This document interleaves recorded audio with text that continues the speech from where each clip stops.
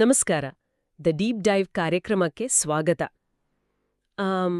ನಾವು ಸಾಮಾನ್ಯವಾಗಿ ಬೆಂಗಳೂರಿನ ಟ್ರಾಫಿಕ್ನಲ್ಲಿ ಸಿಕ್ಕಾಕೊಂಡಾಗ ಮೇಲೆ ಹೋಗ್ತಿರೋ ಆ ಮೆಟ್ರೋ ರೈಲಿನ ಪಿಲ್ಲರ್ಗಳನ್ನ ನೋಡ್ತೀವಿ ಅಲ್ವಾ? ಹೌದು, ದಿನನಿತ್ಯದ ದೃಶ್ಯ ಅದು. ಆವಾಗ ಈ ಆಧುನಿಕ ಐಡಿಯಾಗಳು ಯಾವುದೋ ದೊಡ್ಡ ವಿದೇಶಿ ಕಂಪನಿದು ಅಥವಾ ಈಗಿನ ಟೆಕ್ ಇಂಜಿನಿಯರ್ಗಳ ತಲೆಯಲ್ಲಿ ಹುಟ್ಟಿದ್ದು ಅಂತ ನಾವು ಅನ್ಕೊಳ್ತೀವಿ. ಮೆಟ್ರೋ ಇರ್ಬೋದು, ಅಥವಾ ಕಡಿಮೆ ವೆಚ್ಚದಲ್ಲಿ ಬೇಡ ಕಟ್ಟುವ ಆ ಪ್ರೀಫ್ಯಾಬ್ ಮನೆಗಳಿರ್ಬೋದು. ಕರೆಕ್ಟ್. ಇವೆಲ್ಲ ಇತ್ತೀಚಿನ ಬೆಳವಣಿಗೆಗಳು ಅನ್ನೋದು ನಮ್ಮ ಸಾಮಾನ್ಯ ನಂಬಿಕೆ. ಹೌದು. ಅಂದ್ರೆ ನಗರಗಳ ಅಭಿವೃದ್ಧಿ ಅಂದಾಕ್ಷಣ ನಾವು ಅದನ್ನ ನೇರವಾಗಿ ಇಂದಿನ ತಂತ್ರಜ್ಞಾನ ಮತ್ತು ಕಾರ್ಪೊರೇಟ್ ಜಗತ್ತಿಗೆ ತಳುಕು. ನಗರಗಳು ಕೇವಲ ಕಾಂಕ್ರೀಟ್, ಬ್ಲೂ ಪ್ರಿಂಟ್ ಮತ್ತು ಸರ್ಕಾರಿ ಬಜೆಟ್ಗಳ ಆಧಾರದ ಮೇಲೆ ಬೆಳೆಯುತ್ತೆ ಅಂತ ಎಲ್ರೂ ಒಪ್ಪುವಂತ ವಿಚಾರ. ನಿಜ. ಆದ್ರೆ ಏನ್ ಗೊತ್ತಾ, ಇಲ್ಲಿಯೇ ಒಂದು ದೊಡ್ಡ ಅಚ್ಚರಿ ಕಾದಿದೆ. ಈ ಭವ್ಯವಾದ ಆಧುನಿಕ ಬೆಂಗಳೂರಿನ ನೀಲನಕ್ಷೆ ಸುಮಾರು 35 ವರ್ಷಗಳ ಹಿಂದೆಯೇ ಕೇವಲ 35 ವರ್ಷ ವಯಸ್ಸಿನ ಒಬ್ಬ ಕನ್ನಡದ ನಟನ ಮನಸ್ಸಿನಲ್ಲಿ ಬಹಳ ಸ್ಪಷ್ಟವಾಗಿ ಮೂಡಿತು. ಹೌದು, ತಮ್ಮ ಕಾರಿನಲ್ಲೇ ಕುಳಿತು ವರ್ಷಕ್ಕೆ 15 ಸಿನಿಮಾಗಳಲ್ಲಿ ನಟಿಸ್ತಲೇ ಮಡಿಲಲ್ಲೇ ಟೈಪ್ ರೈಟರ್ ಇಟ್ಕೊಂಡು ಮೆಟ್ರೋ ರೈಲಿನ ಕನಸುಗಳನ್ನ ಟೈಪ್ ಮಾಡ್ತಿದ್ದ ಆ ಅದ್ಭುತ ಚೇತನ ಬೇರ್ಯಾರೂ ಅಲ್ಲ, ಅವರೇ ಶಂಕರ್ ನಾಗ್. ಅಬ್ಬಾ, ಇದು ನಿಜಕ್ಕೂ ಆ ನಟ ಅನ್ನೋ ಪದಕ್ಕೆ ನಾವು ಕೊಡೋ ಸಾಂಪ್ರದಾಯಿಕ ವ್ಯಾಖ್ಯಾನವನ್ನೇ ಬುಡುಮೇಲ್ ಮಾಡುತ್ತೆ. ಖಂಡಿತ. ಅಂದ್ರೆ ಕ್ಯಾಮರಾ ಮುಂದೆ ನಿಂತು ಡೈಲಾಗ್ ಹೇಳೋದು ಮಾತ್ರವಲ್ಲದೆ ತಾನು ಬದುಕ್ತಿರುವ ಇಡೀ ಸಮಾಜದ, ಇಡೀ ನಗರದ ಭವಿಷ್ಯವನ್ನೇ ಡೈರೆಕ್ಟ್ ಮಾಡೋಕೆ ಹೊರಟಿದ್ದು ಇತಿಹಾಸದಲ್ಲಿ ತೀರಾ ಅಪರೂಪ. 100ಕ್ಕೆ 100 ನಿಜ. ಇವತ್ತು ನಮ್ಮ ಮುಂದಿರೋ ಈ ಪುಸ್ತಕಗಳು, ಹಳೆ ಲೇಖನಗಳು ಮತ್ತು ಅವರ ಆಪ್ತರ ಇಂಟರ್ವ್ಯೂಗಳನ್ನ ಆಧಾರವಾಗಿ ಇಟ್ಕೊಂಡು ಶಂಕರ್ ನಾಗ್ ಅನ್ನೋ ಆ ವಿಸ್ಮಯದ ಹಿಂದಿನ ಅಸಲಿ ಕಥೆಯನ್ನ ನಾವು ಕೆದಕಿ ನೋಡೋಣ. ಕೇವಲ 12 ವರ್ಷಗಳ ವೃತ್ತಿ ಜೀವನದಲ್ಲಿ ಒಬ್ಬ ವ್ಯಕ್ತಿ ಸಿನಿಮಾದಿಂದ ಹಿಡಿದು ಮೆಟ್ರೋ ರೈಲಿನವರೆಗೆ ಏಕಕಾಲದಲ್ಲಿ ಕೆಲಸ ಮಾಡೋಕೆ ಹೇಗೆ ಸಾಧ್ಯವಾಯಿತು? ಅದೇ ದೊಡ್ಡ ಪ್ರಶ್ನೆ. ಹೌದಲ್ವಾ? ಅವರ ಆಲೋಚನೆಗಳ ಹಿಂದಿನ ಮೆಕ್ಯಾನಿಸಮ್ ಏನಿತ್ತು ಮತ್ತು ಅರುಂಧತಿ ನಾಗ್ ಅವರ ಅಸಾಧಾರಣ ಹೋರಾಟದ ಫಲವಾಗಿ ರೂಪುಗೊಂಡ ರಂಗಶಂಕರ ಇಂದಿಗೂ ನಮ್ಮ ನಗರದ ಮೇಲೆ ಹೇಗೆ ಪ್ರಭಾವ ಬೀರ್ತಾ ಇದೆ ಅನ್ನೋದನ್ನೆಲ್ಲ ನಾವಿವತ್ತು ಬಿಡಿಸಿ ನೋಡೋಣ. ಖಂಡಿತ.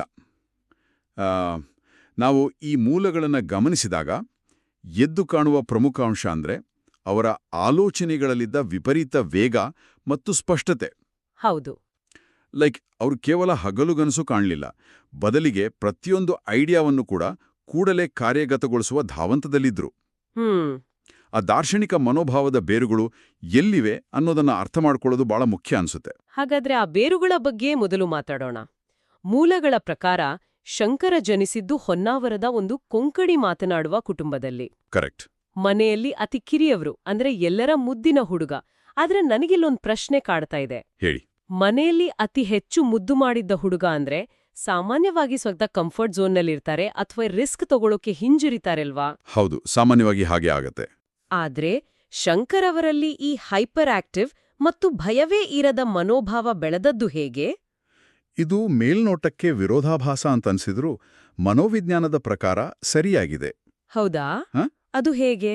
ಅತಿಯಾದ ಮುದ್ದು ಮತ್ತು ರಕ್ಷಣೆ ಕೆಲವೊಮ್ಮೆ ಮಕ್ಕಳಲ್ಲಿ ಒಂದು ಅಚಲವಾದ ವಿಶ್ವಾಸವನ್ನ ಹುಟ್ಟಾಕುತ್ತೆ. ನಾನು ಏನೇ ಮಾಡಿದ್ರೂ ನನ್ನನ್ನ ಬೆಂಬಲಿಸೋ ಕುಟುಂಬ ಇದೆ ಅನ್ನೋ ಧೈರ್ಯ. ಓ, ಅರ್ಥಾಯ್ತು. ಪಿ ಲಂಕೇಶ್ ಅವರ ಒತ್ತಾಯದ ಮೇರೆಗೆ ಶಂಕರ್ ಅವರ ಅಣ್ಣ, ಖ್ಯಾತ ನಟ ಅನಂತ್ನಾಗ್ ಅವರು ಬರೆದ ನನ್ನ ತಮ್ಮ ಶಂಕರ ಪುಸ್ತಕದಲ್ಲಿ ಈ ವಿಚಾರ ಬಹಳ ಆಳವಾಗಿ, ಭಾವನಾತ್ಮಕವಾಗಿ ಮೂಡಿಬಂದಿದೆ. ಆ ಪುಸ್ತಕದಲ್ಲಿ ಅನಂತ್ನಾಗ್ ಅವರು ತಮ್ಮ ತಮ್ಮನ ಬಗ್ಗೆ ಏನೆಲ್ಲ ಹೇಳಿದ್ದಾರೆ? ಇಬ್ಬರ ನಡುವಿನ ಬಾಂಧವ್ಯ ಹೇಗಿತ್ತು? ಅಂದ್ರೆ ಅನಂತ್ನಾಗ್ ಅವರು ಶಂಕರ್ ಅವರನ್ನ ಕೇವಲ ತಮ್ಮನಾಗಿ ನೋಡ್ಲಿಲ್ಲ, ಬದಲಿಗೆ ಒಬ್ಬ ತಂದೆಯ ಸ್ಥಾನದಿಂದ ನೋಡ್ತಾ ಇದ್ರು. ವಾವ್! ಇಬ್ಬರ ನಡುವೆ ವಯಸ್ಸಿನ ಅಂತರ ಇದ್ರೂ ಪರಸ್ಪರ ಅಪಾರವಾದ ಗೌರವ ಇತ್ತು. ಶಂಕರ್ ಯಾವುದೇ ಹೊಸ ಪ್ರಯೋಗಕ್ಕೆ ಕೈ ಹಾಕಿದಾಗ್ಲೂ ಅನಂತ್ನಾಗ್ ಅವರ ಸಂಪೂರ್ಣ ಬೆಂಬಲ ಇರ್ತಿತ್ತು. ಓ, ಅದಕ್ಕೆ ಅವರು ಅಷ್ಟು ರಿಸ್ಕ್ ತಗೊಳ್ತಾ ಇದ್ರು. ಹೌದು. ಶಂಕರ್ ಅವರಲ್ಲಿ ಆ ಆತ್ಮವಿಶ್ವಾಸ, ಯಾವುದಕ್ಕೂ ಅಂಜದ ಗುಣ ಬೆಳೆಯಲು ಅವರ ಕುಟುಂಬದ ಈ ಮುಕ್ತ ವಾತಾವರಣವೇ ಅಡಿಪಾಯ. ತಪ್ಪು ಮಾಡಿದ್ರೂ ತಿದ್ದಲು ಅಣ್ಣನಿದಾನೆ ಅನ್ನೋ ಧೈರ್ಯವೇ ಅವರನ್ನ ಹೊಸ ಹೊಸ ಸಾಹಸಗಳಿಗೆ ಕೈಹಾಕುವಂತೆ ಮಾಡ್ತು. ಅದು ಖಂಡಿತ ಅರ್ಥ ಆಗುತ್ತೆ. ಆದ್ರೆ ಕೇವಲ ಧೈರ್ಯವಿದ್ರೆ ಸಾಲ್ದಲ್ವಾ? ಹೌದು ಅದಕ್ಕೊಂದು ಸ್ಪಷ್ಟವಾದ ದೃಷ್ಟಿಕೋನ ಬೇಕು. ಹೌದು ಆ ದೃಷ್ಟಿಕೋನ ಅವರಿಗೆ ಸಿಕ್ಕಿದ್ದು ಮುಂಬೈಗೆ ಹೋದಾಗ. ಮುಂಬೈನ ಆ ಮರಾಠಿ ರಂಗಭೂಮಿ ಅವರ ಜೀವನದ ದಿಕ್ಕನ್ನೇ ಬದಲಾಯಿಸ್ತು ಅಂತ ಮೂಲಗಳು ಹೇಳ್ತವೆ. ಕರೆಕ್ಟ್, ಅದು ಬಹಳ ಮುಖ್ಯವಾದ ಘಟ್ಟ. ನಾನಿದನ್ನ ಇಂದಿನ ಟೆಕ್ ಪ್ರಪಂಚದ ಸ್ಟಾರ್ಟಪ್ ಇನ್ಕ್ಯುಬೇಟರ್ಗೆ ಹೋಲಿಸ್ತೀನಿ. ಹೇಗೆ ಒಂದು ಇನ್ಕ್ಯುಬೇಟರ್ನಲ್ಲಿ ಬೇರೆ ಬೇರೆ ಹಿನ್ನೆಲೆಯ ಪ್ರತಿಭೆಗಳು ಸೇರಿ ಹೊಸ ಐಡಿಯಾಗಳನ್ನ ಹುಟ್ಟಾಕ್ತಾರೋ, ಹಾಗೆ ಆ ರಂಗಭೂಮಿ ಶಂಕರ್ ಅವರಿಗೆ ಒಂದು ಪ್ರಯೋಗಶಾಲೆಯಾಗಿತ್ತು. ಸರಿ ತಾನೇ? ಖಂಡಿತ. ನೀವು ಹೇಳುವ ಈ ಇನ್ಕ್ಯುಬೇಟರ್ ಹೋಲಿಕೆ 100ಕ್ಕೂ 100 ನಿಖರವಾಗಿದೆ. ಅಲ್ಲಿ ಅಮೋಲ್ ಪಾಲೇಕರ್, ಸ್ಮಿತಾ ಪಾಟೀಲ್ ಮತ್ತು ಗಿರೀಶ್ ಕರ್ನಾಡ್ ಅವರಂತಹ ದಿಗ್ಗಜರ ಒಡನಾಟ ಶಂಕರ್ ಅವರಿಗೆ ಸಿಕ್ಕಿತು. ಅಬ್ಬಾ, ಎಂಥ ಟೀಮ್ ಅದು! ಹೌದು, ಮರಾಠಿ ರಂಗಭೂಮಿ ಆ ಕಾಲದಲ್ಲಿ ಅತ್ಯಂತ ಕ್ರಾಂತಿಕಾರಿ ಮತ್ತು ಪ್ರಾಯೋಗಿಕವಾಗಿತ್ತು. ಕೇವಲ ಐಡಿಯಾಗಳನ್ನಷ್ಟೇ ಅಲ್ಲ, ಆ ಐಡಿಯಾಗಳನ್ನ ಸೀಮಿತ ಬಜೆಟ್ನಲ್ಲಿ ಹೇಗೆ ಎಕ್ಸಿಕ್ಯೂಟ್ ಮಾಡಬೇಕು ಅನ್ನೋ ಆ ಬೂಟ್ ಸ್ಟ್ರ್ಯಾಪಿಂಗ್ ಕೌಶಲ್ಯ ಇದೆಯಲ್ಲ, ಅದನ್ನ ಅವರು ಅಲ್ಲೇ ಕಲ್ತಿದ್ದು. ಅಂದ್ರೆ ಕೇವಲ ನಟನಾಗೋದರ ಜೊತೆಗೆ ಒಂದು ನಾಟಕದ ಸೆಟ್ ಹಾಕೋದು, ಲೈಟಿಂಗ್, ಟಿಕೆಟ್ ಮಾರಾಟ ಎಲ್ಲವನ್ನೂ ಅವರಲ್ಲಿ ಕಲಿತ್ರು ಅಂತ ಆಯ್ತು. ಎಕ್ಸಾಕ್ಟ್ಲಿ. ಆ ಸರ್ವತೋಮುಖ ಕಲಿಕೆಯೇ ಮುಂದೆ ಗಿರೀಶ್ ಕಾರ್ನಾಡ್ ಅವರ ಒಂದಾನೊಂದು ಕಾಲದಲ್ಲಿ ಚಿತ್ರದ ಮೂಲಕ ಕನ್ನಡ ಚಿತ್ರರಂಗಕ್ಕೆ ಅವರು ಕಾಲಿಟ್ಟಾಗ ಬಹಳ ಸಹಾಯ ಆಯಿತು. ಓ, ಅವರು ಕೇವಲ ಒಬ್ಬ ಹೊಸ ನಟನಾಗಿರದೆ ಇಡೀ ಸಿನಿಮಾ ಪ್ರಕ್ರಿಯೆಯನ್ನ ಬಲ್ಲ ತಜ್ಞನಂತೆ ಕಾಣೋಕೆ ಅದೇ ಭದ್ರ ಬುನಾದಿಯಾಯಿತು. ಅಲ್ಲಿಂದ ಮುನ್ನೆ ಕನ್ನಡ ಚಿತ್ರರಂಗದಲ್ಲಿ ಅವರು ಸೃಷ್ಟಿಸಿದ ಅಲೆ ಸಣ್ಣದಲ್ಲ. ನಟನೆಯಿಂದ ನಿರ್ದೇಶನಕ್ಕೆ ಮತ್ತು ನಿರ್ಮಾಣಕ್ಕೆ ಅವರು ಜಿಗಿದ ರೀತಿ ನಿಜಕ್ಕೂ ಆಶ್ಚರ್ಯ ತರುತ್ತೆ. ಹೌದು. ಆದ್ರೆ ನನಗೆ ಅರ್ಥವಾಗದ ಒಂದು ವಿಚಾರ ಏನಂದ್ರೆ, ಕೇವಲ 1 ವರ್ಷದಲ್ಲಿ ಬರೋಬ್ಬರಿ 15 ಚಿತ್ರಗಳಲ್ಲಿ ಅವರು ನಟಿಸಿದ್ರು. ಇದು ನಂಬೋಕೆ ಕಷ್ಟ. ಡಾಕ್ಟರ್ ರಾಜ್ಕುಮಾರ್ ಅವರನ್ನ ಹೊರತುಪಡಿಸಿ ಈ ಸಾಧನೆ ಮಾಡಿದ ಏಕೈಕ ನಟ ಶಂಕರ್. ಜೊತೆಗೆ ಕಾರಿನಲ್ಲೇ ಒಂದು ಟೈಪ್ರೈಟರ್ ಇಟ್ಕೊಂಡು ಪ್ರಯಾಣದ ನಡುವೆಯೇ ಕಥೆ ಬರಿತಾ ಇದ್ರು. ನಿಜ. ದೈಹಿಕವಾಗಿ ಮತ್ತು ಮಾನಸಿಕವಾಗಿ ಇದು ಹೇಗೆ ಸಾಧ್ಯ? ಬರ್ನ್ಔಟ್ ಆಗಲ್ವಾ? ಅಥವಾ ಇಷ್ಟು ವೇಗವಾಗಿ ಕೆಲಸ ಮಾಡುವಾಗ ಎಲ್ಲೋ ಒಂದ ಕಡೆ ಕ್ವಾಲಿಟಿ ಕಾಂಪ್ರಮೈಸ್ ಆಗಿರ್ಲೇಬೇಕಲ್ಲ? ಈ ಪ್ರಶ್ನೆ ಬರಲೇಬೇಕು. ಆದರೆ ಶಂಕರ್ನಾಗ್ ಅವರ ವಿಚಾರದಲ್ಲಿ ಕ್ವಾಲಿಟಿ ಕಾಂಪ್ರಮೈಸ್ ಆಗ್ಲಿಲ್ಲ. ಬದಲಿಗೆ ಅವರು ಕೆಲಸ ಮಾಡುವ ವಿಧಾನವೇ ಬೇರೆ ಇತ್ತು. ಅಂದ್ರೆ ಅವರು ಸಮಯವನ್ನ ಅತ್ಯಂತ ಸೂಕ್ಷ್ಮವಾಗಿ ನಿರ್ವಹಿಸ್ತಾ ಇದ್ರು. ಒಂದು ಶೂಟಿಂಗ್ ಸ್ಪಾಟ್ನಿಂದ ಮತ್ತೊಂದು ಸ್ಪಾಟ್ಗೆ ಹೋಗುವ ಆ 2 ಗಂಟೆಗಳ ಪ್ರಯಾಣದ ಸಮಯವನ್ನ ಅವರು ವ್ಯರ್ಥ ಮಾಡ್ತಿರ್ಲಿಲ್ಲ. ಅವರ ಮನಸ್ಸು ಸದಾ ಮುಂದಿನ ಪ್ರಾಜೆಕ್ಟ್ನ ಬಗ್ಗೆನೇ ಯೋಚಿಸ್ತಾ ಇತ್ತು. ಇದಕ್ಕೊಂದು ಪ್ರಮುಖ ಕಾರಣ ಏನಂದ್ರೆ, ಅವರು ಸಿನಿಮಾ ನಿರ್ಮಾಣದ ಮೂಲಭೂತ ಸಮಸ್ಯೆಗಳನ್ನ ಬಗೆಹರಿಸೋಕೆ ಯೋಚಿಸ್ತಾ ಇದ್ರು. ಮೂಲಭೂತ ಸಮಸ್ಯೆಗಳು ಅಂದ್ರೆ ಯಾವುದು? ಉದಾಹರಣೆಗೆ, ಆ ಕಾಲದಲ್ಲಿ ಕನ್ನಡ ಸಿನಿಮಾಗಳ ರೆಕಾರ್ಡಿಂಗ್ ಮತ್ತು ಪೋಸ್ಟ್ ಪ್ರೊಡಕ್ಷನ್ ಕೆಲಸಗಳಿಗಾಗಿ ಪ್ರತಿಯೊಬ್ಬರೂ ಮದ್ರಾಸ್ಗೆ, ಅಂದ್ರೆ ಈಗಿನ ಚೆನ್ನೈಗೆ ಹೋಗ್ಬೇಕಿತ್ತು. ಹೌದು, ಅದೊಂದು ದೊಡ್ಡ ತಲೆನೋವಾಗಿತ್ತು. ಇದರಿಂದ ಸಮಯ ಮತ್ತು ಹಣ ಎರಡೂ ವ್ಯರ್ಥ ಆಗ್ತಿತ್ತು. ಇದನ್ನು ತಪ್ಪಿಸಲು ಶಂಕರ್ ಅವರು ಬೆಂಗಳೂರಿನಲ್ಲೇ ಮೊದಲ ದಾರಿಗೆ ಸಂಕೇತ್ ಎಲೆಕ್ಟ್ರಾನಿಕ್ಸ್ ಎಂಬ ಅತ್ಯಾಧುನಿಕ ಎಲೆಕ್ಟ್ರಾನಿಕ್ ರೆಕಾರ್ಡಿಂಗ್ ಸ್ಟುಡಿಯೋ ಸ್ಥಾಪಿಸೋ ಸಾಹಸಕ್ಕೆ ಕೈ ಹಾಕಿದ್ರು. ಅಬ್ಬಾ, ಇದು ಅದ್ಭುತವಾದ ವಿಷಯ. ಅಂದ್ರೆ ಕೇವಲ ತಾನು ಹಿಟ್ ಸಿನಿಮಾಗಳನ್ನ ಕೊಡಬೇಕು ಅನ್ನೋ ಸ್ವಾರ್ಥ ಅವರಿಗಿರ್ಲಿಲ್ಲ. ಖಂಡಿತ ಇಲ್ಲ. ಇಡೀ ಕನ್ನಡ ಚಿತ್ರರಂಗ ಸ್ವಾವಲಂಬಿಯಾಗ್ಬೇಕು, ನಮ್ಮ ನೆಲದಲ್ಲೇ ನಮ್ಮ ಸಿನಿಮಾದ ಸಂಪೂರ್ಣ ಕೆಲಸಗಳು ನಡಿಬೇಕು ಅನ್ನೋ ದೂರದೃಷ್ಟಿ ಅವರಿಗಿತ್ತು. ನಿಖರವಾಗಿ. ಅವರು ಇನ್ಫ್ರಾಸ್ಟ್ರಕ್ಚರ್ ಅಂದ್ರೆ ಮೂಲಸೌಕರ್ಯವನ್ನ ನಿರ್ಮಿಸ್ತಾ ಇದ್ರು. ಇದೇ ಬದ್ಧತೆ ಅವರ ನಿರ್ದೇಶನದ ಪ್ರಾಜೆಕ್ಟ್ಸ್ಗಳಲ್ಲೂ ಕಾಣ್ತಿತ್ತು. ಇದಕ್ಕೆ ಬೆಸ್ಟ್ ಎಕ್ಸಾಂಪಲ್ ಅಂದ್ರೆ ಆರ್.ಕೆ. ನಾರಾಯಣ್ ಅವರ ಮಾಲ್ಗುಡಿ ಡೇಸ್ ಕಥೆಯನ್ನು ಅವರು ದೂರದರ್ಶನಕ್ಕೆ ತಂದ ರೀತಿ. ಓ, ಮಾಲ್ಗುಡಿ ಡೇಸ್, ಅದೊಂದು ದಂತಕಥೆ. ಹೌದು. ಆದರೆ ನನಗೆ ತಿಳಿದಿರೋ ಮಟ್ಟಿಗೆ ಆ ಪ್ರಾಜೆಕ್ಟ್ಗೆ ಬಹಳ ಸೀಮಿತ ಬಜೆಟ್ ಇತ್ತು ಅಲ್ವಾ? ಮುಂಬೈ ಅಥವಾ ಮದ್ರಾಸ್ನ ದೊಡ್ಡ ಸ್ಟುಡಿಯೋಗಳಲ್ಲಿ ಸೆಟ್ ಹಾಕೋ ಬದಲು ಅವರು ಅಗುಂಬೆಯನ್ನ ಆರಿಸ್ಕೊಂಡ್ರು. ಇಡೀ ಊರನ್ನೇ ಒಂದು ಸ್ಟುಡಿಯೋ ಆಗಿ ಪರಿವರ್ತಿಸಿದ್ರು ಅಂತ ನಾನು ಓದಿದ್ದೆ. ಕರೆಕ್ಟ್. ಇದರ ಲಾಜಿಸ್ಟಿಕ್ಸ್ ಬಗ್ಗೆ ಸ್ವಲ್ಪ ವಿವರಿಸ್ಬೋದಾ? ಊರನ್ನೇ ಸ್ಟುಡಿಯೋ ಮಾಡೋದಷ್ಟು ಸುಲಭವಲ್ಲ. ಖಂಡಿತ ಸುಲಭವಲ್ಲ. ಇಲ್ಲಿ ನಾವು ಶಂಕರ್ ಅವರ ಮ್ಯಾನೇಜ್ಮೆಂಟ್ ಸ್ಕಿಲ್ಸ್ ಅನ್ನ ಸೂಕ್ಷ್ಮವಾಗಿ ಗಮನಿಸಬೇಕು. ಅಗುಂಬೆಯಲ್ಲಿ ಆಗ ದೊಡ್ಡ ಹೋಟೆಲ್ಗಳಾಗಲಿ ತಂತ್ರಜ್ಞರಿಗೆ ಉಳಿದುಕೊಳ್ಳೋಕೆ ಸೌಕರ್ಯಗಳಾಗಲಿ ಇರಲಿಲ್ಲ. ಆಗ ಶಂಕರ್ ಮಾಡಿದ್ದೇನು ಗೊತ್ತಾ? ಅಗುಂಬೆಯ ಪ್ರತಿಯೊಂದು ಮನೆಯನ್ನು ಚಿತ್ರತಂಡದ ಅಡಿಗೆ ಮನೆಯಾಗಿ, ಮೇಕಪ್ ರೂಮ್ಗಳಾಗಿ ಪರಿವರ್ತಿಸಿದ್ರು. ಸ್ಥಳೀಯ ಜನರನ್ನೇ ತಮ್ಮ ಟೀಮ್ನ ಭಾಗ ಮಾಡ್ಕೊಂಡ್ರು. ವಾವ್, ಎಂಥ ಐಡಿಯಾ! ಅಷ್ಟೇ ಅಲ್ಲ, ಕ್ಯಾಮ್ರಾ ಆಂಗಲ್ಸ್ ಸರಿಯಾಗಿ ಸಿಗ್ಬೇಕು, ದೃಶ್ಯ ನೈಜವಾಗಿ ಮೂಡಿ ಬರಬೇಕು ಅಂತ ಜನರ ಮನೆಗಳ ಗೋಡೆಗಳನ್ನು ಹೊಡೆದು ಚಿತ್ರೀಕರಣ ಮುಗಿದ ನಂತರ ತಮ್ಮ ಸಹಾಯಕರಿಂದ ಆ ಗೋಡೆಗಳನ್ನ ಯಥಾವತ್ತಾಗಿ ಮರಳಿ ಕಟ್ಟಿಸ್ಕೊಡ್ತಾ ಇದ್ರು. ನಿಜವಾಗ್ಲೂ? ಹೌದು. ಊರಿನ ಜನರು ಕೂಡ ಶಂಕರ್ ಮೇಲಿನ ನಂಬಿಕೆಯಿಂದ ತಮ್ಮ ಮನೆಗಳನ್ನ ಬಿಟ್ಟುಕೊಡ್ತಾ ಇದ್ರು. ಇದು ನಿಜಕ್ಕೂ ಇಂದಿನ ಸ್ವತಂತ್ರ ಚಲನಚಿತ್ರ ನಿರ್ಮಾಪಕರಿಗೆ ಅಂದ್ರೆ ಇಂಡಿ ಫಿಲ್ಮ್ ಮೇಕರ್ಸ್ಗೆ ಒಂದು ದೊಡ್ಡ ಮಾಸ್ಟರ್ ಕ್ಲಾಸ್. ಖಂಡಿತವಾಗಿಯೂ. ಹಣವಿಲ್ಲ, ಸೌಕರ್ಯವಿಲ್ಲ ಅಂತ ಅಳ್ತಾ ಕೋರೋ ಬದಲು ಇಡೀ ಕಮ್ಯುನಿಟಿಯನ್ನೇ ತಮ್ಮ ಪ್ರಾಜೆಕ್ಟ್ನ ಭಾಗ ಮಾಡಿಕೊಳ್ಳೋದು, ಲಭ್ಯವಿರೋ ನೈಜ ಜಾಗವನ್ನೇ ಕಲಾತ್ಮಕವಾಗಿ ಬಳಸೋದು, ಇದೊಂದು ಅತ್ಯದ್ಭುತವಾದ ಸಮುದಾಯ ನಿರ್ವಹಣೆ. ಹೌದು. ಸಂಪನ್ಮೂಲಗಳ ಕೊರತೆ ಯಾವತ್ತೂ ಸೃಜನಶೀಲತೆಗೆ ಅಡ್ಡಿಯಾಗಬಾರದು ಅನ್ನೋದನ್ನ ಅವರು ಸಾಬೀತುಪಡಿಸಿದ್ರು. ಜೊತೆಗೆ ಒಬ್ಬ ನಿರ್ದೇಶಕನಾಗಿ ಅವರಿಗೆ ಸಮಾಜದ ಬಗ್ಗೆಯೂ ಅಷ್ಟೇ ಜವಾಬ್ದಾರಿ ಇತ್ತು. ಆಕ್ಸಿಡೆಂಟ್ ಚಿತ್ರದ ಕ್ಲೈಮ್ಯಾಕ್ಸ್ ಬಗ್ಗೆ ಇರೋ ಒಂದು ಉಲ್ಲೇಖವನ್ನ ನಾವಿಲ್ಲಿ ನೆನಪಿಸ್ಕೊಳ್ಬೇಕು. ಆಕ್ಸಿಡೆಂಟ್ ಚಿತ್ರದ ಕ್ಲೈಮ್ಯಾಕ್ಸ್ ಆ ಸಮಯದಲ್ಲಿ ಏನೋ ಒಂದು ದೊಡ್ಡ ಬದಲಾವಣೆ ಮಾಡಿದ್ರು ಅಲ್ವಾ? ಹೌದು. ಆ ಚಿತ್ರದ ಕೊನೆಯ ದೃಶ್ಯದಲ್ಲಿ ಕಥಾನಾಯಕ ಭ್ರಷ್ಟ ಮಂತ್ರಿಯನ್ನ ಕೊಲ್ಲುವಂಥ ಒಂದು ಹಿಂಸಾತ್ಮಕ ಸನ್ನಿವೇಶ ಇತ್ತು. ಓಕೆ. ಅದೇ ಸಮಯದಲ್ಲಿ ದೇಶದಲ್ಲಿ ಪ್ರಧಾನಿ ಇಂದಿರಾ ಗಾಂಧಿಯವರ ಹತ್ಯೆ ಆಯಿತು. ಇಡೀ ದೇಶದಲ್ಲಿ ಪ್ರಕ್ಷುಬ್ಧ ವಾತಾವರಣ ಇತ್ತು. ಹೌದು, ಬಹಳ ಟೆನ್ಷನ್ ಇತ್ತು. ಈ ಘಟನೆ ನಡೆದ ತಕ್ಷಣವೇ ಶಂಕರ್ ಅವರು ಆ ದೃಶ್ಯವನ್ನ ಹಿಂಸಾಚಾರವಿಲ್ಲದ ದೃಶ್ಯವಾಗಿ ಬದಲಾಯಿಸಿದ್ರು. ಭ್ರಷ್ಟ ಮಂತ್ರಿಯನ್ನ ಕಾನೂನಿನ ಮೂಲಕ ಶಿಕ್ಷಿಸುವಂತೆ ಕಥೆಯನ್ನೇ ತಿದ್ದಿದ್ರು. ಇದು ಅವರ ಸೂಕ್ಷ್ಮತೆಯನ್ನ ತೋರಿಸುತ್ತೆ. ಸಿನಿಮಾ ಕೇವಲ ಮನೋರಂಜನೆಯಲ್ಲ, ಆ ಸಂದರ್ಭದಲ್ಲಿ ಹಿಂಸೆಯನ್ನ ಪ್ರೋತ್ಸಾಹಿಸುವ ದೃಶ್ಯ ಸಮಾಜದ ಮೇಲೆ ಕೆಟ್ಟ ಪರಿಣಾಮ ಬೀರಬಹುದು ಅನ್ನೋ ಅರಿವವರಿಗಿತ್ತು. ನಿಜ. ಅಂದ್ರೆ ಕೇವಲ ಕಥೆ ಹೇಳೋದಷ್ಟೇ ಅಲ್ಲ, ಆ ಕಥೆ ಸಮಾಜದ ಮೇಲೆ ಏನ್ ಪ್ರಭಾವ ಬೀರುತ್ತೆ ಅಂತ ಯೋಚಿಸೋ ನೈಜ ಸಾಮಾಜಿಕ ಪ್ರಜ್ಞೆ. ಇಲ್ಲಿಂದಲೇ ಅಲ್ವಾ ಸಿನಿಮಾದಿಂದ ನಗರಾಭಿವೃದ್ಧಿಯತ್ತವರ ದೃಷ್ಟಿ ಹೊರಳಿದ್ದು? ಹೌದು. ಇದು ಬಹಳ ತಾರ್ಕಿಕವಾದ ಬೆಳವಣಿಗೆ.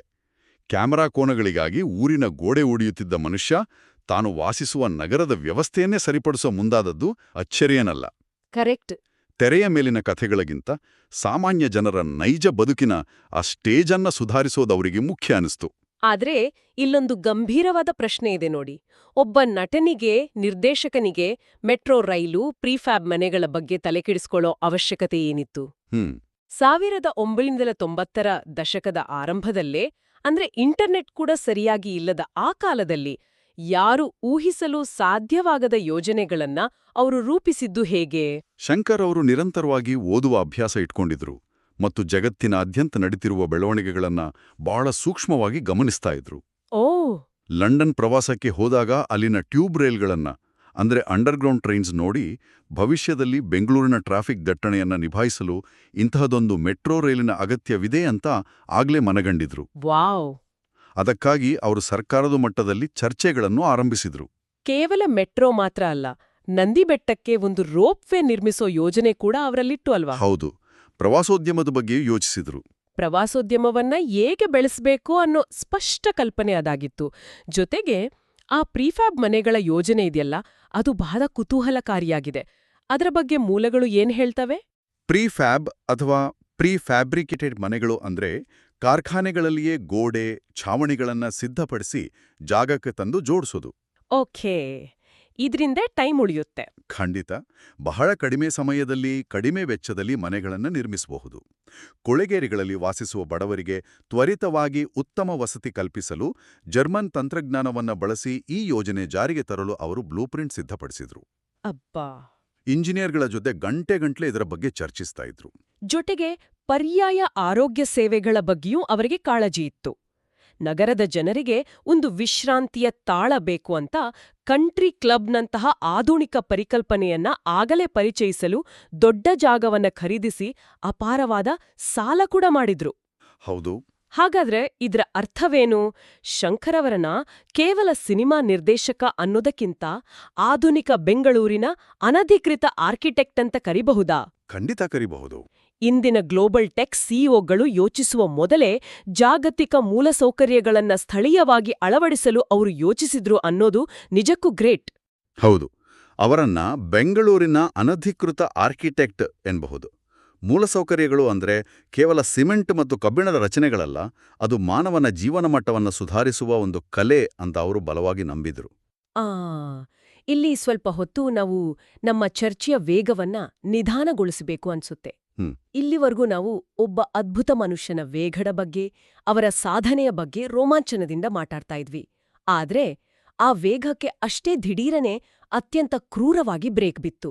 ಸೆಪ್ಟೆಂಬರ್ 30, 1990. ಹೌದು. ಆ ದಿನ ಇಡೀ ಕರ್ನಾಟಕವೇ ಬೆಚ್ಚಿಬಿದ್ದ ದಿನ. ಜೋಕುಮಾರಸ್ವಾಮಿ ಚಿತ್ರದ ಕೆಲಸ ಮುಗಿಸಿ ದಾವಣಗೆರೆ ಬಳಿ ಬರ್ತಿದ್ದಾಗ ಸಂಭವಿಸಿದ ಭೀಕರ ಕಾರು ಅಪಘಾತ. ಬಹಳ ದುರಂತ ಅದು. ಕೇವಲ 35ನೇ ವಯಸ್ಸಿಗೆ ಶಂಕರ್ ಅವರ ಅಕಾಲಿಕ ಮರಣ ಅದು ಕೇವಲ ಒಂದು ಕುಟುಂಬಕ್ಕೆ ಆದ ನಷ್ಟವಾಗಿರಲಿಲ್ಲ, ಇಡೀ ಸಾಂಸ್ಕೃತಿಕ ಲೋಕದ ಒಂದು ಶಕೆಯ ಅಂತ್ಯ ಅದು. ಆ ಅಪಘಾತದ ತೀವ್ರತೆ ಎಷ್ಟಿತ್ತಂದ್ರೆ ಶಂಕರ್ ಸ್ಥಳದಲ್ಲೇ ಮೃತಪಟ್ರು. ಆ ಘಟನೆ ಅವರ ಕುಟುಂಬದ ಮೇಲೆ ಬೀರಿದ ಪರಿಣಾಮವನ್ನ ಮೂಲಗಳು ಬಹಳ ಭಾವುಕವಾಗಿ ವಿವರಿಸಿವೆಯಲ್ವಾ? ಶಂಕರ್ ಅವರ ಸಾವಿನಿಂದ ತೀವ್ರ ಖಿನ್ನತೆಗೆ ಒಳಗಾದ ಅಣ್ಣ ಅನಂತ್ನಾಗ್ ಅವರು ಹೈದರಾಬಾದ್ನಲ್ಲಿ ಒಂದು ಹಂತದಲ್ಲಿ ತಮ್ಮ ಜೀವವನ್ನೇ ಅಂತ್ಯಗೊಳಿಸಲು ಯೋಚಿಸಿದ್ರಂತೆ. ಅಯ್ಯೋ ದೇವ್ರೇ! ತಮ್ಮನ ಮೇಲಿನ ಅವರ ಪ್ರೀತಿ ಎಷ್ಟಿತ್ತಂದ್ರೆ ಆ ಶೂನ್ಯತೆಯನ್ನ ಭರಿಸೋದವರಿಗೆ ಸಾಧ್ಯವಾಗ್ತಿರ್ಲಿಲ್ಲ. ತಮ್ಮ ಶಂಕರ್ ಪುಸ್ತಕದಲ್ಲಿ ಈ ಮಾನಸಿಕ ಸಂಘರ್ಷದ ಕರಾಳ ದಿನಗಳ ಬಗ್ಗೆ ಉಲ್ಲೇಖ ಇದೆ. ಅನಂತ್ನಾಗ್ ಅವರ ಪರಿಸ್ಥಿತಿ ಒಂದೆಡೆ ಆದ್ರೆ ಇನ್ನೊಂದೆಡೆ ಶಂಕರ್ ಅವರ ಪತ್ನಿ ಅರುಂಧತಿಯವರ ಪರಿಸ್ಥಿತಿ ಊಹಿಸಲು ಅಸಾಧ್ಯ. ಅಪಘಾತದಲ್ಲಿ ತೀವ್ರವಾಗಿ ಗಾಯಗೊಂಡು ಅರುಂಧತಿಯವರು 1 ವರ್ಷಗಳ ಕಾಲ ಗಾಲಿಕುರ್ಚಿಗೆ ಸೀಮಿತವಾಗಬೇಕಾಯ್ತು. ಹೌದು, ಬಹಳ ಕಷ್ಟದ ದಿನಗಳು. ಅದೃಷ್ಟವಶಾತ್ ಅವರ 5 ವರ್ಷದ ಮಗಳು ಕಾವ್ಯ ಪವಾಡ ಸದೃಶವಾಗಿ ಪಾರಾಗಿದ್ಲು. ಆದ್ರೆ ಇದೆಲ್ಲದರ ಜೊತೆಗೆ ಅವರನ್ನ ಕಾಡಿದ್ದು ಆರ್ಥಿಕ ಸಂಕಷ್ಟ ಅಲ್ವಾ? ಖಂಡಿತ. ಇದು ನಾವು ಮುಖ್ಯವಾಗಿ ಗಮನಿಸಬೇಕಾದ ವಿಚಾರ. ಕಂಟ್ರಿ ಕ್ಲಬ್ ಮತ್ತು ಇತರ ಪ್ರಾಜೆಕ್ಟ್ಗಳಿಗಾಗಿ ಶಂಕರ್ ದೊಡ್ಡ ಮಟ್ಟದ ಸಾಲ ಮಾಡಿದ್ರು. ಆದರೆ ಶಂಕರ್ ನಿಧನರಾದಾಗ ಅರುಂಧತಿ ಅವರ ಬ್ಯಾಂಕ್ ಅಕೌಂಟ್ನಲ್ಲಿದ್ದದ್ದು ಕೇವಲ 5,000 ರೂಪಾಯಿಗಳು. ಬರೀ 5,000 ರೂಪಾಯಿ? ಹೌದು. ಒಮ್ಮೆ ಕಲ್ಪನೆ ಮಾಡಿಕೊಳ್ಳಿ. ಇಡೀ ನಗರದ ಭವಿಷ್ಯವನ್ನ ಬರೆಯಲು ಹೊರಟ ಕೋಟಿ ಕೋಟಿ ಕನಸು ಕಂಡ ಮನುಷ್ಯನ ಹಿಂದೆ ಉಳಿದದ್ದು ಕೇವಲ 5,000 ರೂಪಾಯಿ ಮತ್ತು ಬೃಹತ್ ಸಾಲ. ಆ ಜಾಗದಲ್ಲಿ ಬೇರೆ ಯಾರೇ ಇದ್ರೂ ಸಂಪೂರ್ಣವಾಗಿ ಕುಸ್ತು ಹೋಗ್ತಿದ್ರು. ಆದ್ರೆ ಇಲ್ಲಿಂದಲೇ ಅರುಂಧತಿಯವರ ನಿಜವಾದ ಸ್ಫೂರ್ತಿದಾಯಕ ಹೋರಾಟ ಶುರುವಾಗೋದು. ಅವರು ಕುಸ್ತು ಬೀಳ್ಲಿಲ್ಲ, ಗಾಳಿಕುರ್ಚಿಯಲ್ಲಿದ್ರೂ ತಮ್ಮ ಮನೋಬಲವನ್ನ ಕಳ್ಕೊಳ್ಳಿಲ್ಲ. ಚೇತರಿಸಿಕೊಂಡ ನಂತರ ಮೊದಲು ಆ ಕಂಟ್ರಿ ಕ್ಲಬ್ ಜಾಗವನ್ನ ಮಾರಿ ಸಾಲವನ್ನೆಲ್ಲ ಒಂದೊಂದಾಗಿ ತೀರ್ಸಿದರು. ಗ್ರೇಟ್. ಕೇವಲ ಸಾಲ ತೀರ್ಸಿದ್ದಷ್ಟೇ ಅಲ್ಲ, ಶಂಕರ್ ಮತ್ತು ಅವರ ಬಹುದೊಡ್ಡ ಕನಸಾಗಿದ್ದ ರಂಗಶಂಕರವನ್ನ ನನಸ್ಮಾಡಲು ಮುಂದಾದರು. ರಂಗಶಂಕರ ಇದು ಕೇವಲ ಒಂದು ಕಟ್ಟಡವಲ್ಲ, ಅದೊಂದು ಇಮೋಷನ್. ಸಾಮಾನ್ಯ ಜನರಿಗೆ ಕೈಗೆಟಗುವ ದರದಲ್ಲಿ ಅತ್ಯುತ್ತಮ ರಂಗಭೂಮಿಯನ್ನ ನೀಡಬೇಕು ಅನ್ನೋದು ಆ ದಂಪತಿಯ ಕನಸಾಗಿತ್ತು. ಹೌದು. ಆ ಕನಸನ್ನ ಸಾಕಾರಗೊಳಿಸಲು ಅರುಂಧತಿಯವರು ಪಟ್ಟ ಶ್ರಮ ಅಸಾಧಾರಣ. ಅವರು ಪ್ರತಿಯೊಂದು ಬಾಗಿಲನ್ನು ತಟ್ಟಿದ್ರು, ಫಂಡ್ ರೈಸಿಂಗ್ ಮಾಡಿದ್ರು. ಆ ಹೋರಾಟದಲ್ಲಿ ನಾವು ಕಲಿಬೇಕಾದ ಒಂದು ಅದ್ಭುತವಾದ ಘಟನೆ ಇದೆ ನೋಡಿ. ಯಾವುದು? ಅರುಂಧತಿಯವರು ಸಹಾಯ ಕೇಳಿ ಅಂದಿನ ಮುಖ್ಯಮಂತ್ರಿ ಎಸ್.ಎಂ. ಕೃಷ್ಣ ಅವರ ಬಳಿ ಹೋಗ್ತಾರೆ. ಅವರು ರಂಗಶಂಕರದ ಯೋಜನೆ ನೋಡಿ ಮೆಚ್ಚಿ ಮೊದಲು 10 ಲಕ್ಷ ರೂಪಾಯಿ ನೀಡುತ್ತಾರೆ. ಓಕೆ, ಅದು ದೊಡ್ಡ ಮೊತ್ತ ಆಗ. ಆದರೆ ಬೇರೆ ಕಡೆಯಿಂದ ಹಣ ಹೊಂದಾಣಿಕೆ ಆಗದ ಕಾರಣ ಪ್ರಾಜೆಕ್ಟ್ ಶುರು ಮಾಡಲು ಆಗೋದಿಲ್ಲ. ಇಲ್ಲಿ ನಾವು ಆ ಘಟನೆಯ ಹಿಂದಿನ ಮನೋವಿಜ್ಞಾನವನ್ನ ಗಮನಿಸಬೇಕು. ಯೋಜನೆ ಶುರುವಾಗಿಲ್ಲ ಅಂದಾಗ ಸಾಮಾನ್ಯವಾಗಿ ಆ ಹಣವನ್ನ ಹಾಗೆ ಇಟ್ಕೊಳ್ತಾರೆ ಅಥವಾ ಬೇರೆ ಖರ್ಚಿಗೆ ಬಳಸ್ತಾರೆ. ಹೌದು, ಎಲ್ಲರೂ ಮಾಡೋದದೇ. ಆದ್ರೆ ಅರುಂಧತಿಯವರೇನ್ ಮಾಡಿದ್ರು? 1 ವರ್ಷದ ನಂತರ ಆ 10 ಲಕ್ಷ ಹಣವನ್ನ ಬಡ್ಡಿ ಸಮೇತ ಸಿಎಂಗೆ ವಾಪಸ್ ಕೊಟ್ರು. ಹೌದು, ಇದು ಅವರ ಪ್ರಾಮಾಣಿಕತೆ ಮತ್ತು ಉದ್ದೇಶದ ಶುದ್ಧತೆಯನ್ನ ತೋರಿಸುತ್ತೆ. ನಾವಿದನ್ನ ಕಲೀಲೇಬೇಕು. ಇಂದಿನ ಸ್ಟಾರ್ಟಪ್ ಜಗತ್ತಿನಲ್ಲಿ ಫಂಡ್ ರೈಸಿಂಗ್ ಬಗ್ಗೆ ನಾವು ಎಷ್ಟೋ ಕೋರ್ಸ್ಗಳನ್ನ ಮಾಡ್ತೀವಿ. ಆದ್ರೆ ಇಂತಹ ಇಂಟಿಗ್ರಿಟಿ ತೋರ್ಸಿದ್ರೆ ಎಂಥ ಇನ್ವೆಸ್ಟರ್ ಆದ್ರೂ ಕರಗ್ತಾರಲ್ವಾ? ನಿಖರವಾಗಿ. ಅರುಂಧತಿಯವರ ಈ ಪ್ರಾಮಾಣಿಕತೆ ಎಸ್.ಎಂ. ಕೃಷ್ಣ ಅವರನ್ನ ಬಿರುಗುಗೊಳಿಸ್ತು. ಅವರು ಮತ್ತೆ 20 ಲಕ್ಷ ರೂಪಾಯಿ ಅನುದಾನ ನೀಡೋದಲ್ಲದೆ ಖ್ಯಾತ ಕೈಗಾರಿಕೋದ್ಯಮಿ ಒ.ಪಿ. ಜಿಂದಾಲ್ ಅವರ ಬಳಿ ಮಾತನಾಡಿ ಆರ್ಥಿಕ ಸಹಾಯವನ್ನೂ ಕೊಡಿಸ್ತಾರೆ. ವಾವ್! ಎಲ್ಲರ ಸಹಕಾರ, ಅರುಂಧತಿಯವರ ಸತತ ಪರಿಶ್ರಮದಿಂದ ಕೊನೆಗೂ 2004ರಲ್ಲಿ ರಂಗಶಂಕರ ಭವ್ಯವಾಗಿ ತಲೆ ಎತ್ತಿ ನಿಲ್ಲುತ್ತೆ. ಇವತ್ತು ಆ ರಂಗಶಂಕರ ಬೆಂಗಳೂರಿನ ಸಾಂಸ್ಕೃತಿಕ ಹೆಗ್ಗುರುತಾಗಿದೆ. ವರ್ಷಕ್ಕೆ 300ಕ್ಕೂ ಹೆಚ್ಚು ನಾಟಕಗಳು ಅಲ್ಲಿ ಪ್ರದರ್ಶನಗೊಳ್ತವೆ. ಹೌದು, ಅದೊಂದು ದೊಡ್ಡ ಸಾಧನೆ. ಅಷ್ಟೇ ಅಲ್ಲ, ಭವಿಷ್ಯದಲ್ಲಿ ಮಕ್ಕಳಿಗಾಗಿಯೇ ಪ್ರತ್ಯೇಕವಾದ ಒಂದು ರಂಗಮಂದಿರ ನಿರ್ಮಿಸೋ ಅರುಂಧತಿಯವರ ಮುಂದಿನ ಕನಸು ಅದೇ ದೃಷ್ಟಿಕೋನದ ಮುಂದುವರಿಕೆಯಾಗಿದೆ. ಎಳೆಯ ವಯಸ್ಸಿನಲ್ಲೇ ಮಕ್ಕಳಿಗೆ ಕಲೆಯ ಪರಿಚಯ ಮಾಡಿಸ್ಬೇಕು ಅನ್ನೋದು ಅವರ ಉದ್ದೇಶ. ಇದು ನಿಜಕ್ಕೂ ರೋಮಾಂಚನಕಾರಿ. ಖಂಡಿತ. ಒಬ್ಬ ದಾರ್ಶನಿಕನ ಕನಸನ್ನ ಶೂನ್ಯದಿಂದ ಎತ್ತಿ ನಿಲ್ಲಿಸಿದ ಅರುಂಧತಿಯವರ ಈ ಹಠವನ್ನ ನಾವು ಕೇವಲ ಗಂಡನ ಮೇಲಿನ ಅತಿಯಾದ ಪ್ರೀತಿಯಂಟ ಮಾತ್ರ ಹೇಳೋಕಾಗಲ್ಲ. ಹೌದು, ಅದು ಕಲೆಯ ಮೇಲಿನ ಬದ್ಧತೆ. ನಿಖರವಾಗಿ, ಇದು ಕಲೆಯ ಮೇಲಿನ ಅವರ ಅಚಲವಾದ ಬದ್ಧತೆ. ಶಂಕರ್ ಅವರು ಬದುಕಿದ್ದಾಗ ಕಂಡ ಕನಸುಗಳನ್ನ ಅರುಂಧತಿಯವರು ತಮ್ಮ ಉಸಿರಾಗಿ ಸ್ವೀಕರಿಸಿದ್ರು. ರಂಗಶಂಕರ ಕೇವಲ ಇಟ್ಟಿಗೆ ಮತ್ತು ಸಿಮೆಂಟ್ನ ಕಟ್ಟಡವಲ್ಲ, ಅದು ಆ ಇಬ್ಬರ ಪ್ರೀತಿ, ಛಲ ಮತ್ತು ಬದ್ಧತೆಯ ಜೀವಂತ ಸ್ಮಾರಕ. ನಿಜ. ಒಮ್ಮೆ ಯೋಚಿಸಿ, 1990ರ ದಶಕದಲ್ಲಿಯೇ ಯಾವುದೇ ಆಧುನಿಕ ಸೌಕರ್ಯಗಳಿಲ್ಲದೆ ಇಷ್ಟು ಅದ್ಭುತಗಳನ್ನ ಸಾಧಿಸಿದ ಶಂಕರ್ ನಾಗ್, ಇಂದಿನ ಅತ್ಯಾಧುನಿಕ ತಂತ್ರಜ್ಞಾನ, ಸಿಜಿಐ, ವಿಎಫ್ಎಕ್ಸ್, ಎಐ ಎಲ್ಲವೂ ಅವರ ಕೈಯಲ್ಲಿದ್ರೆ ಅವರು ಎಂಥ ಜಾಗತಿಕ ಮಟ್ಟದ ಅದ್ಭುತಗಳನ್ನ ಸೃಷ್ಟಿಸ್ತಾ ಇದ್ರು? ಅಬ್ಬಾ, ಊಹಿಸ್ಕೊಳ್ಳೋಕ್ಕೂ ಅಸಾಧ್ಯ. ಈ ವಾಟ್ ಇಫ್ ಪ್ರಶ್ನೆ ನಮ್ಮನ್ನ ಸದಾ ಕಾಡ್ತಲೇ ಇರುತ್ತೆ ಅಲ್ವಾ? ಆ ಪ್ರಶ್ನೆ ಕಾಡೋದು ಸಹಜವೇ. ಆದ್ರೆ ಅವರ ಜೀವನ ನಮಗೆ ಕಲಿಸುವ ಬಹುದೊಡ್ಡ ಪಾಠ ಅಂದ್ರೆ ನಮ್ಮ ಮುಂದಿರುವ ಸೀಮಿತ ಸಮಯವನ್ನ ನಾವು ಹೇಗೆ ಬಳಸ್ಕೊಳ್ತೀವಿ ಅನ್ನೋದು. ಕರೆಕ್ಟ್. ಕೇವಲ 35 ವರ್ಷಗಳಲ್ಲಿ ಅವರು 100 ವರ್ಷಗಳ ಕೆಲಸವನ್ನ ಮಾಡಿ ಮುಗಿಸಿದ್ರು. ಸಂಪನ್ಮೂಲಗಳಿಗಾಗಿ ಕಾಯ್ತಾ ಕೂರದೆ ಇರೋ ಸಂಪನ್ಮೂಲಗಳನ್ನೇ ಮ್ಯಾಜಿಕ್ ಆಗಿ ಪರಿವರ್ತಿಸಿದ್ರು. ನಿಜ. ಸರಿ, ನಾವು ಈ ಇಡೀ ಚರ್ಚೆಯ ಕೊನೆಯ ಹಂತಕ್ಕೆ ಬಂದಿದ್ದೇವೆ. ಈ ಎಲ್ಲ ಮೂಲಗಳನ್ನ ಒಟ್ಟಿಗೆ ಸೇರಿಸಿ ನೋಡಿದಾಗ ನಮ್ಮ ಮುಂದೆ ನಿಲ್ಲುವ ಒಂದು ಅಂತಿಮ ಅದ್ಭುತ ಸತ್ಯ ಏನಂದ್ರೆ, ಮೂಲಭೂತ ಸೌಕರ್ಯಗಳು ಅಂದ್ರೆ ನಾವು ಓಡಾಡುವ ರಸ್ತೆ, ಮೆಟ್ರೋ ರೈಲು, ಫ್ಲೈಓವರ್ಗಳು, ಹೌದು, ಮತ್ತು ಕಲೆ ಅಂದ್ರೆ ರಂಗಭೂಮಿ, ಸಿನಿಮಾ, ಇವೆರಡೂ ಬೇರೆ ಬೇರೆ ಕ್ಷೇತ್ರಗಳಲ್ಲ. ಇವೆರಡೂ ಸೇರಿ ಒಂದು ನಗರದ ಆತ್ಮವನ್ನ ನಿರ್ಮಿಸ್ತವೆ ಅನ್ನೋದನ್ನ ಶಂಕರ್ ನಾಗ್ ಅರಿತಿದ್ರು. ಹೌದು, ಇದು ಅತ್ಯಂತ ಮಹತ್ವದ ವಿಚಾರ. ಒಬ್ಬ ನೈಜ ಕಲಾವಿದ ಕೇವಲ ಸಮಾಜಕ್ಕೆ ಕನ್ನಡಿಯಾಗೋದಿಲ್ಲ, ಬದಲಾಗಿ ಆತ ಭವಿಷ್ಯದ ಸಮಾಜವನ್ನ ಸುಂದರವಾಗಿ ನಿರ್ಮಿಸುವ ಎಂಜಿನಿಯರ್ ಕೂಡ ಆಗಬಲ್ಲ ಅನ್ನೋದನ್ನ ಶಂಕರ್ ನಾಗ್ ತಮ್ಮ ಬದುಕಿನ ಮೂಲಕ ಸಾಬೀತುಪಡಿಸಿದ್ದಾರೆ. ಖಂಡಿತ. ಶಂಕರ್ ನಾಗ್ ಎಂದ್ರೆ ಕೇವಲ ಒಂದು ನೆನಪಲ್ಲ. ರಸ್ತೆಯಲ್ಲಿ ಓಡಾಡುವ ಪ್ರತಿಯೊಬ್ಬ ಆಟೋ ಚಾಲಕನ ಹೃದಯದಿಂದ ಹಿಡಿದು ರಂಗಶಂಕರದ ವೇದಿಕೆಯವರೆಗೆ ಇಂದಿಗೂ ಉಸಿರಾಡುತ್ತಿರುವ ಜೀವಂತ ಶಕ್ತಿಯವರು. 100ಕ್ಕೆ 100 ನಿಜ. ಕಾರ್ಯಕ್ರಮದ ಆರಂಭದಲ್ಲಿ ನಾವು ಬೆಂಗಳೂರಿನ ಆಧುನಿಕ ಕಟ್ಟಡಗಳು ಮತ್ತು ಮೆಟ್ರೋ ರೈಲಿನ ಬಗ್ಗೆ ಮಾತಾಡಿದ್ವಿ. ಅವೆಲ್ಲವೂ ಕೇವಲ ಕಾಂಕ್ರೀಟ್ ರಚನೆಗಳಲ್ಲ, ಬದಲಿಗೆ 35 ವರ್ಷಗಳ ಹಿಂದೆಯೇ ಒಬ್ಬ ದಾರ್ಶನಿಕ ಕಂಡ ಕನಸಿನ ಪ್ರತಿರೂಪ. ಹೌದು. ಈಗ ಈ ಕಾರ್ಯಕ್ರಮವನ್ನ ಮುಗಿಸುವ ಮುನ್ನ ನಾವೆಲ್ಲರೂ ನಮ್ಮೊಳಗೆ ಕೇಳ್ಕೊಳ್ಬೇಕಾದ, ಆಲೋಚಿಸಬೇಕಾದ ಒಂದು ಪ್ರಶ್ನೆ ಇದೆ. ಕಲೆ ಮತ್ತು ಮೂಲಸೌಕರ್ಯಗಳು ಸೇರಿ ನಗರದ ಆತ್ಮವನ್ನ ನಿರ್ಮಿಸ್ತವೆ ಎಂದಾದ್ರೆ, ನಾವಿಂದು ವಾಸಿಸುವ ನಗರದ ವಿಶಾಲವಾದ ರಸ್ತೆಗಳು, ಸೇತುವೆಗಳು ನಮ್ಮ ದೈನಂದಿನ ಬದುಕನ್ನ ಸುಲಭ ಮಾಡಿರಬಹುದು. ಆದ್ರೆ ನಮ್ಮ ಸುತ್ತಲಿನ ಈ ಬೃಹತ್ ಕಾಂಕ್ರೀಟ್ ಕಾಡಿನಲ್ಲಿ ನಮ್ಮನ್ನ ಮನುಷ್ಯರನ್ನಾಗಿ ಉಳಿಸುವ ಕಲೆಯ ಉಸಿರಿಯಲ್ಲಿದೆ. ಬಹಳ ಆಳವಾದ ಪ್ರಶ್ನೆ ಇದು. ಕೇವಲ ಬಿಲ್ಡಿಂಗ್ಗಳನ್ನ ಕಟ್ಟುತ್ತಿರುವ ನಾವು ಆ ಬಿಲ್ಡಿಂಗ್ಗಳ ನಡುವೆ ರಂಗಶಂಕರದಂತಹ ಸಾಂಸ್ಕೃತಿಕ ಕೇಂದ್ರಗಳನ್ನ ಕಟ್ಟುತ್ತಿದ್ದೇವಾ? ಯೋಚಿಸಿ. ಖಂಡಿತ ಎಲ್ರೂ ಯೋಚಿಸಬೇಕಾದ ವಿಚಾರ. ಮುಂದಿನ ಡೀಪ್ ಡೈವ್ನಲ್ಲಿ ಮತ್ತೊಂದು ಕುತೂಹಲಕಾರಿ ವಿಷಯದೊಂದಿಗೆ ಭೇಟಿಯಾಗೋಣ. ನಮಸ್ಕಾರ.